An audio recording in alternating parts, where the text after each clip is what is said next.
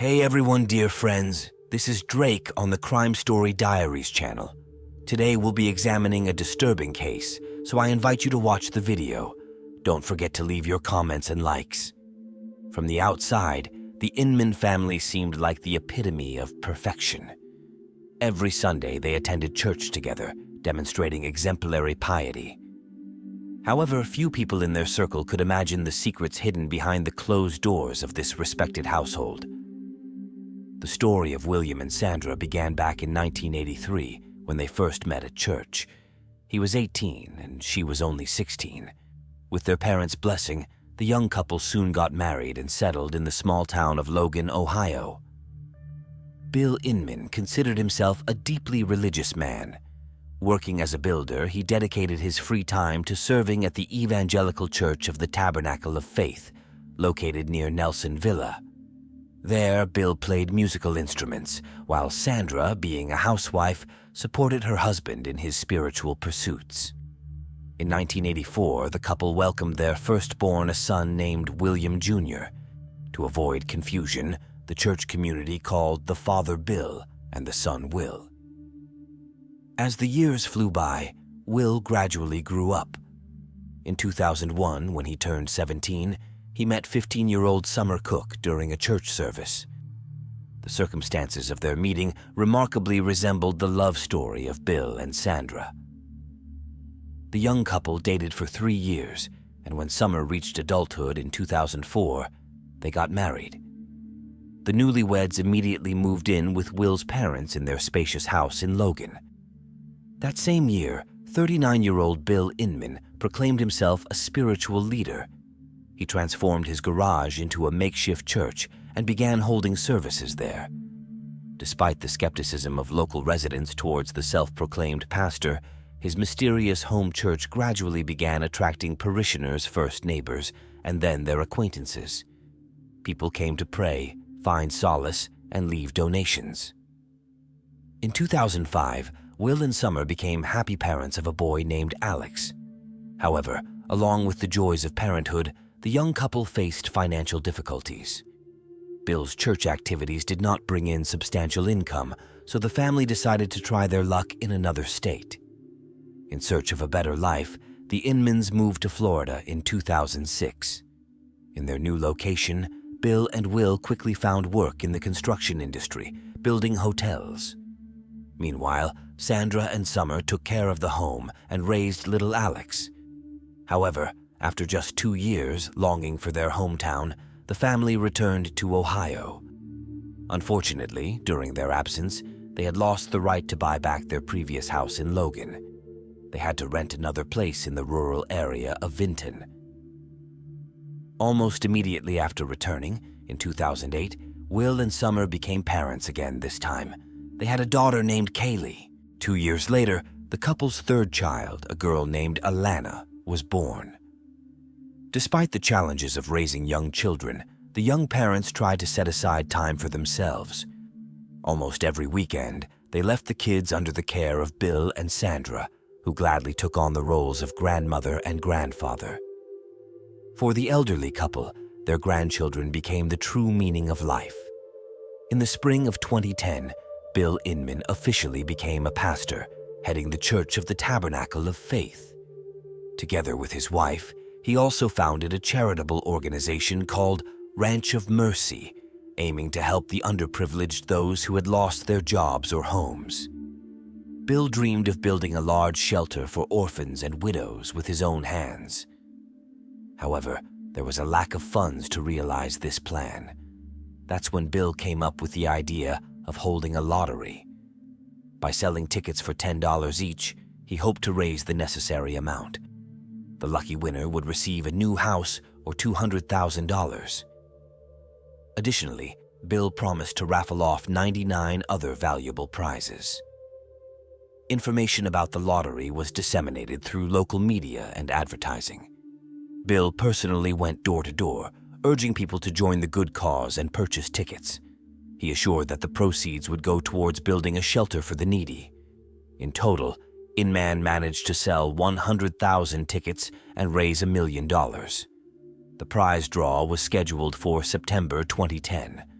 While Bill was engaged in charity work, problems were brewing in the Inman's personal life. In June 2010, Summer confessed to her husband that she wanted a divorce after 6 years of marriage. Shortly before this, she made a bitter entry in her diary. "I'm so tired of pleasing everyone, so exhausted. Don't I deserve happiness?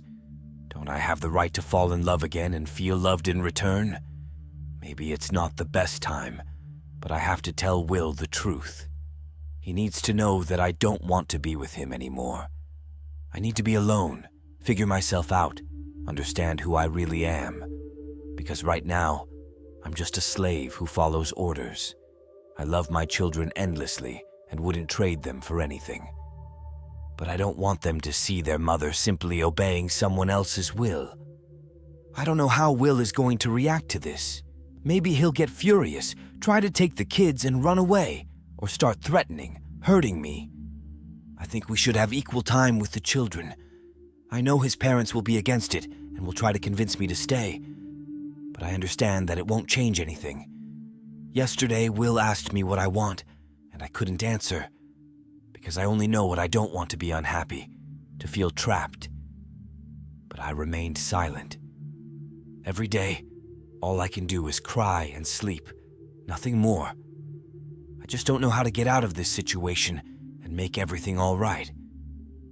I hope that the next time I write here, I'll have found the answer." Summer filed for divorce and moved out of the Inman's house with the children and essential belongings to her parents' home. She didn't want to deprive Alex, Kaylee, and Alana of communication with their father, so she allowed them to see Will and his parents. 2 months after leaving her husband, Summer started a romance with Adam Peters. At the same time, she got a job as a cleaner at a bank located in the center of Logan. The woman had no education, so she couldn't find other work. Meanwhile, September and October passed, but the house lottery promised by Bill from Ranch of Mercy never took place. Moreover, it turned out that the construction of the prize house hadn't even begun. The organization was in no hurry to return people's money for the tickets. In early December 2010, the Inmans were informed about the need to vacate their rented housing due to debt. Upon learning this, Summer came with Adam to pick up the belongings that were left there. However, Will and his parents didn't let their former daughter-in-law in. Summer called the police and complained that her husband, whom she was divorcing, was threatening her and wouldn't give back her personal belongings. When law enforcement arrived, Will continued to refuse to let anyone into the house, threatened to shoot Adam, and even got into a fight with a police officer. In her statement, Summer said that before the wedding, she and Will had an ideal relationship. But after getting married, he changed abruptly, started controlling her every step, being jealous, and making groundless accusations. He dictated to his wife what to do and when, interfering in the most intimate areas of life: eating habits, household chores, even sexual relations. Summer couldn't even get enough sleep without her husband's permission. He effectively kept her under house arrest, forbidding her to leave the home. He hid her mobile phone and keys. The woman admitted that Will dreamed of having 12 children with her and even planned to take a second wife. He could often be seen on websites for polygamous families, where he posted his explicit photos. Will threatened to kill Summer if she dared to leave him. Once, he even took her beloved cats, drove them somewhere, and then lied that they had escaped through an open window. He laughed, saying she would never see them again.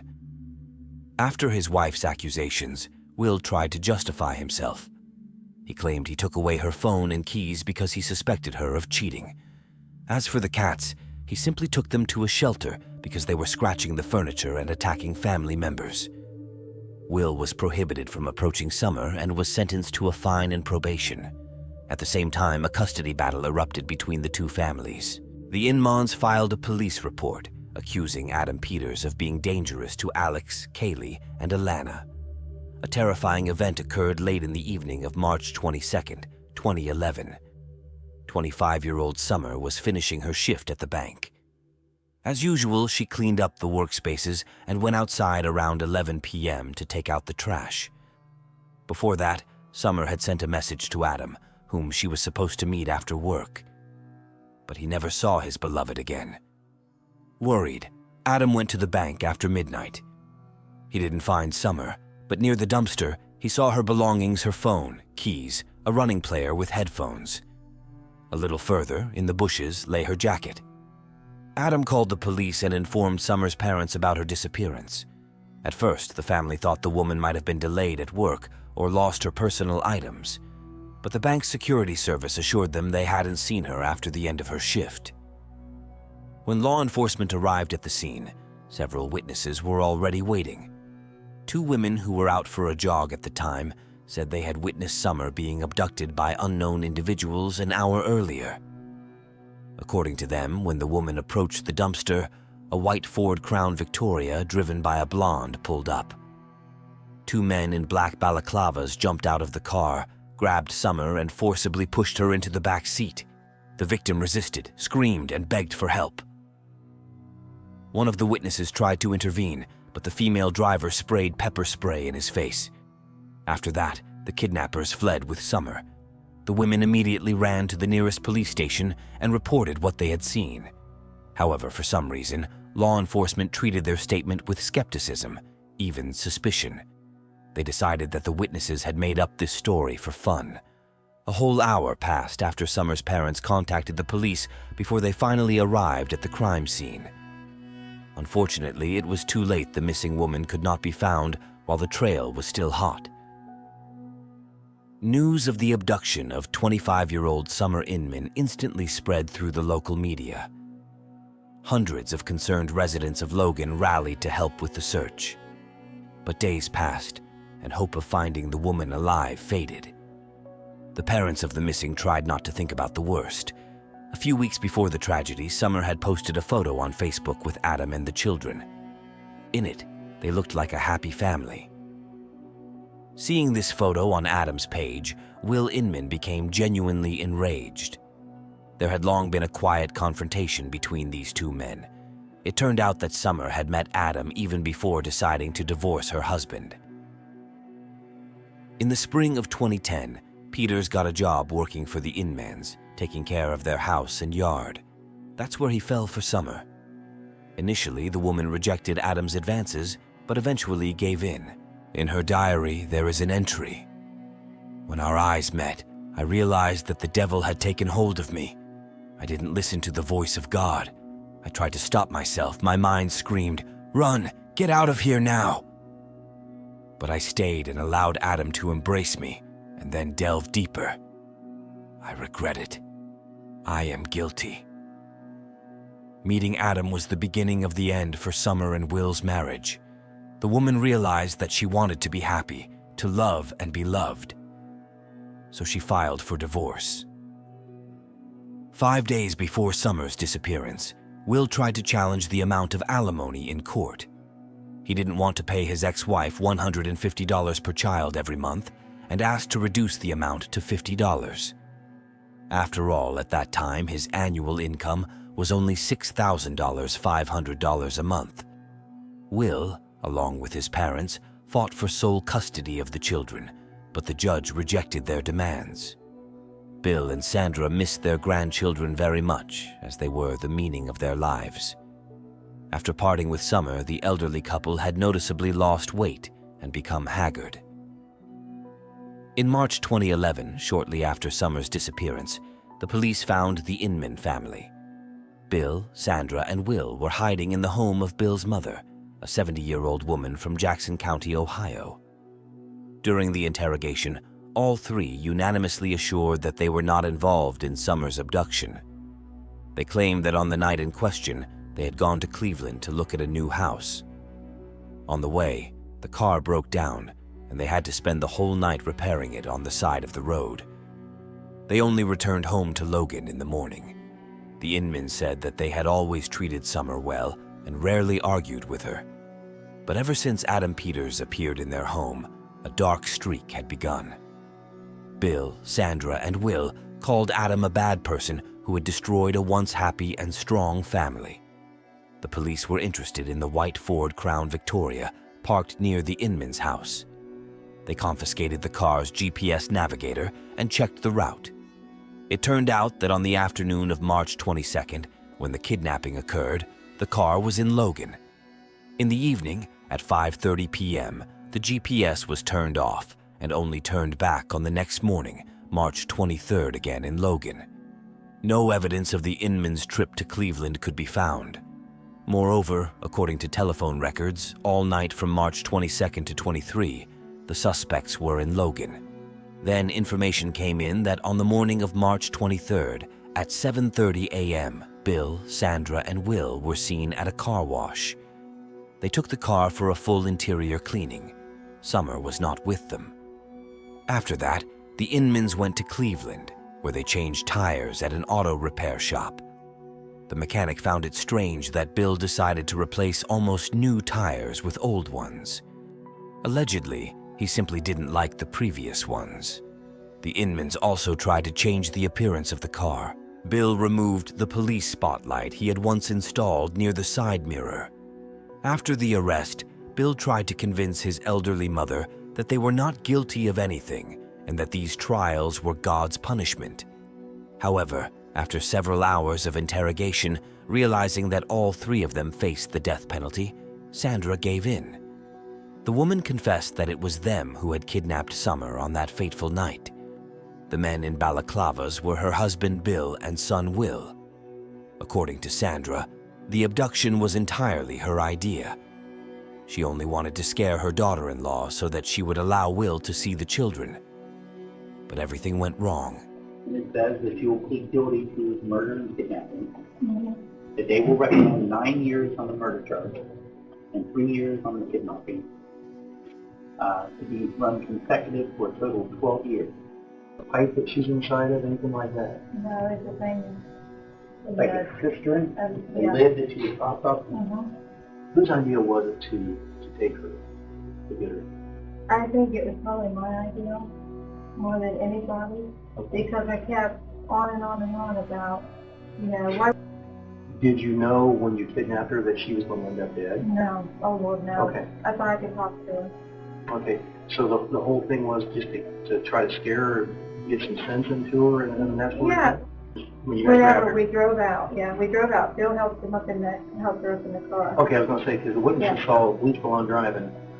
No, I wasn't police blonde. I had a, Okay. Yeah, I was, Yeah, they saw Yeah. blonde hair. Right. Well, let me ask you this.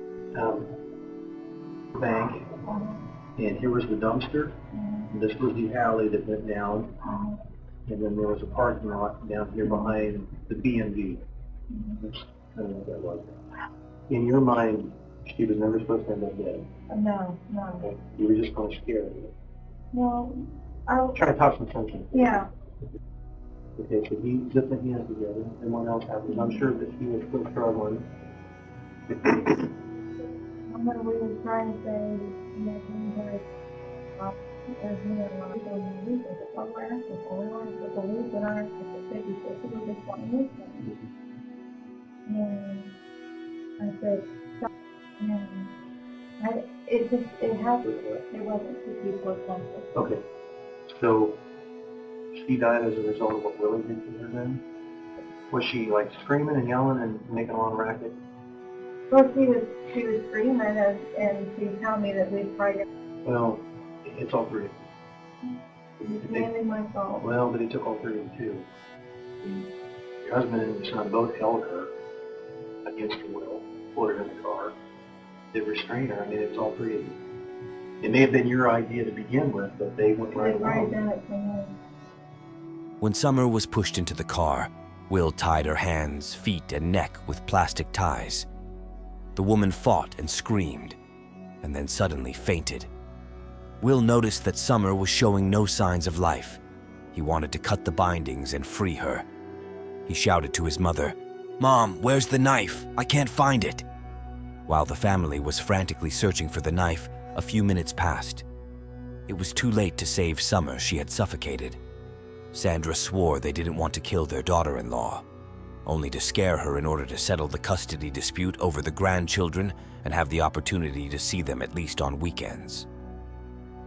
On March 29, 2011, a week after the abduction, Sandra showed where they had hidden the body. Summer was thrown into an abandoned well on the grounds of the church the Inman family attended. The Church of the Tabernacle of Faith is located near Nelsonville, 30 kilometers from the bank where Summer worked. Once, Bill Inman had participated in its construction, and 28 years ago, under the arches of this temple, he and Sandra got married. When the police lifted the concrete lid of the well, a gruesome sight met their eyes. Summer lay at the bottom, her body thrown in head first. The victim was wearing the same clothes as on the last day of her life, a black t-shirt with the words, "I don't have an anger problem, I have an idiot problem." The autopsy showed that Summer had died of strangulation. There were no other injuries on her body, except for marks from the plastic ties on her neck, wrists, and ankles. Sandra said that she had initially planned to throw the body into the river, but then she decided that in the church well, no one would definitely find it. The woman admitted her guilt and expressed sincere regret for what she had done. Soon, the trial took place. 49-year-old Bill and 28-year-old Will did not plead guilty to Summer's murder. They barely spoke during the hearings and avoided looking her parents in the eye. Only Sandra repented for what she had done and tried to take all the responsibility upon herself. She repeated that the abduction was her idea. Delivering her final statement, the woman begged for forgiveness from Summer's parents through tears. Emotions were choking Sandra, but despite this, everyone understood that she sincerely regretted what had happened. "Summer was like a daughter to me," the woman sobbed. "If I could turn back time, I would never have taken this horrible step." In 2012, the court passed the sentence. Bill and Will Inman received life imprisonment without the right to early release. Sandra was sentenced to life in prison with the right to parole after 15 years. The church friends and parishioners unanimously claimed that Bill was in charge of everything in the Inman family. He was the one making the decisions. No one believed that the idea of the kidnapping belonged to Sandra. Everyone knew that Will had been a spoiled boy since childhood, with his parents indulging his every whim.